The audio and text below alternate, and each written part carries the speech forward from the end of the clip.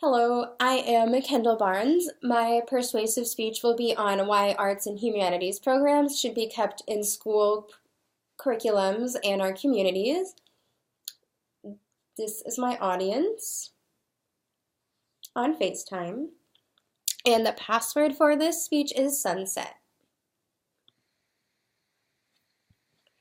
The role of art in school curriculum and society is constantly debated, and while there are many people who believe that arts and humanities programs are not vital or important to us, there are many studies and examples that prove how important they are to our community as well as our brain development and function. As schools and communities lose funding, the arts and humanities programs are often the first topics that are cut back. And because of budget cuts and lack of access to these programs, it can be difficult for people to understand how and why they are so important. In 2017, the National Center for Education Statistics reported that there is a significant room for improvement in these kinds of topics. These low scores can be explained by the lack of access to these programs and also the connotations that they receive.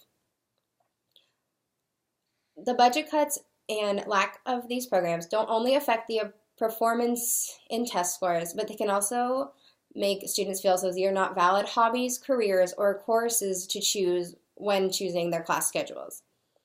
Because these programs are not well funded and the importance of them is overlooked, it becomes a slippery slope of a lack of understanding, a lack of access, and the lack of utilization of these programs, which causes them to be defunded and can cause problems within communities.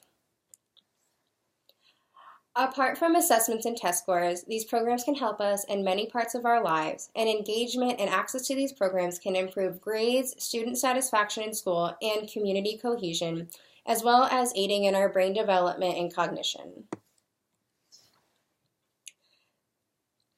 The effects that these programs have on our society and communities often goes unnoticed, although that does not mean that they're not constructive or important. In a Huffington Post article, Lydia Black, an executive director for the Alliance of Arts, says that these programs expand our horizons and opportunities, and they have economic value and are a cornerstone to our cultural tourism and visitors.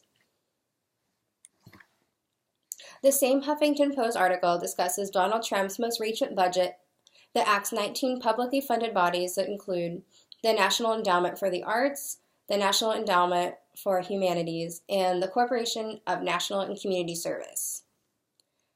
Budget cuts like these are what cause these programs to be overlooked and what shape people's opinions on them. For example, if it is so easy to cut these programs, they obviously must not be vital to us or our community. The Arts Council of English studied the effects of arts and humanities programs and found that participation in these structured activities increase our cognitive abilities. They also found that schools who integrate arts and humanities programs with other courses such as math and science across their curriculum have shown to have average higher reading and mathematic test scores in the U.S. compared to those schools that do not integrate these programs. Nancy Safane, an executive director of a nonprofit arts organization in Rhode Island, stated that she's concerned about these budget cuts because she's concerned about her school's culture. She thinks that when there's a strong arts presence in the school, there tends to be a more positive school climate, a better sense of community, and increased attendance and satisfaction among the students.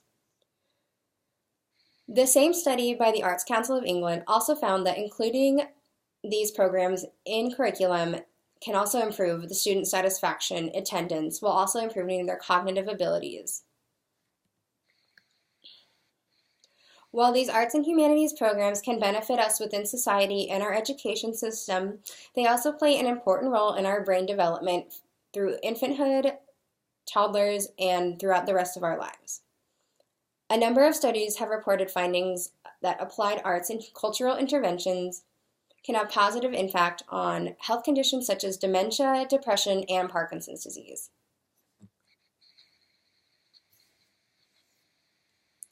In today's society, there's no doubt that there is a much larger value placed on STEM topics such as science, technology, and math than the arts, humanities, and liberal arts courses. However, many people overlook the importance of these courses and the effects it can have on our developing brains. Even from infancy, small things like fingerprinting and scribbling can help children reach important developmental milestones such as their motor skills. The National Institute of Health also stated that these types of activities can help developing infants and toddlers reach their milestones, not only in their motor skills, but also in their cognition. A neurological study done by the Department of Fundamental Neurosciences in the University of Geneva in Switzerland showed that students who undergo musical training tend to have better verbal memory, second language pronunciation accuracy, reading ability, and overall executive cognitive functions. While these arts and humanities programs are often cast aside and overlooked, it's important to remember how much these programs can contribute to our quality of life within our society as well as our brain function.